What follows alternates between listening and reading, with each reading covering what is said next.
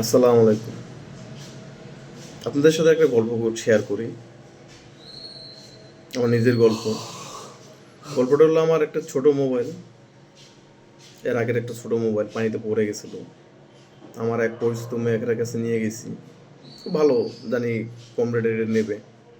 তো মোবাইলটা ঠিক করছে। আমি বলি, এখন কি ঠিক করে? খালি একটু সামান্য হিট হিট টিট মেরে দিছে।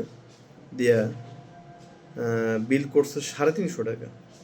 অন্য জায়গায় আমি 100 টাকা হলে ঠিক করতে পারতাম, ওদেরকে 350 টাকা করছে। তা আমার হিসাবে বলে পরিচিত মেকারের কাছে না যাওয়াটাই ভালো। অন্য মেকারের কাছে গেলে ঝাড়ি মারতে পারতাম না, হ্যাঁ কেন তুমি 350 টাকা চাও, এটা 100 টাকার কাজ না। অথবা আমি মোবাইলটাই নিতাম না। এমনও দেওয়া পরিচিত মোবাইল মেকার থাকতো, তাহলে আমি মোবাইলটাই নিতাম না। মানে পরিচিত মেকারের কাছে যে নিয়ে গেছি, এই জন্য না নিলে কেমন হয়। এই জন্য মোবাইলটা নিয়েছি, 350 টাকা দিয়েছে, টাকাটা দিয়ে আসছি। আমি আমি আর ওই মোবাইলের মেকারের দোকানে যাবো না। যাই হোক, আপনাদের কাছে একটা জিনিস শেয়ার করলাম, পরিচিত মেকারের কাছে না যাওয়াটাই ভালো।